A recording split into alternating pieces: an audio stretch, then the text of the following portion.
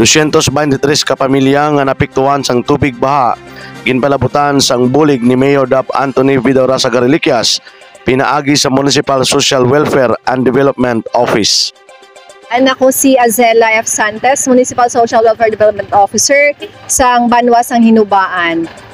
So karon magapakadto kita sa Barangay Dawog nga sa diin may ara kita nga 223 ka families nga affected sang heavy rains kagapon. Alas 4 ang takna sang hapon nga nagsugod ang madako nga baha. Kag first time ini nga natabo sa Barangay Dawog. 223 families. Kag may ara 760 ka individuals nga affected sang aton nga heavy flood sa Barangay Dawog.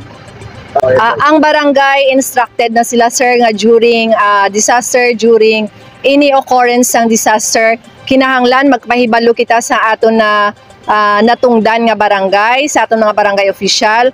Kag of course ang aton the people's heart, the heart of Hinubaan, nagamonitor gid kada adlaw, kada gabi, kag kagabi paagi sa iya liderato kita gin gahatag gidayon sang outright nga food packs nga 175 food packs para sa mga biktima sang aton nga heavy floods.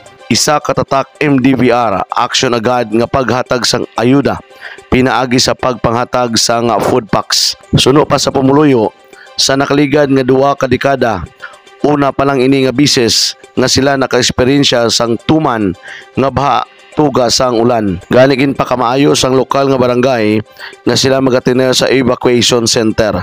Kagsuno pa kay Mayor Dap Anthony Vidora sa Gariliquias ang kabuhi sang tao hindi mabayaran sang kwarta. Serbisyo nga KKK sa Kabudlayan, Kalipay, Kagkauswagan. Ara nag-aalalay si Mayor Dap Anthony Vidora sa Gariliquias sang Banwa sang Hinubaan. While natin gina-expectar ang natabo dito sa Barangay Dawog, di ko mangkot natin ang pumuluyo. This is the first time na amunin natabo sa ila. Siguro bisang hinay lang nga ulan o galing kay ang sa babaw dito bukid na uslog bidayan ng tubig. So pasalamat na ko sa aton nga DSWD, mga officers nga sila nagpatigayon dayon nga ma-file ang DROMEC report, i-report dito sa region. Amo na nga sa subong nakakuha kita sa food packs ng ipang hatag, no, pampiyan-piyan sa mga pumuluyo.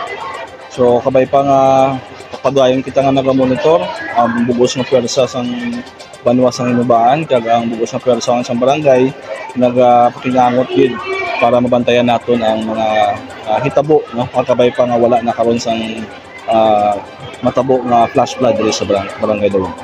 So ang ako nang gimensahe no sa bugos ng pumuluyo sa akong pinalamdan nga pumuluyo sa Banwa sang Hinubaan nga kagina ko no sang kakagabi ang tubig ari ni dampi sa baga pero do hindi pa sila mag-evacuate.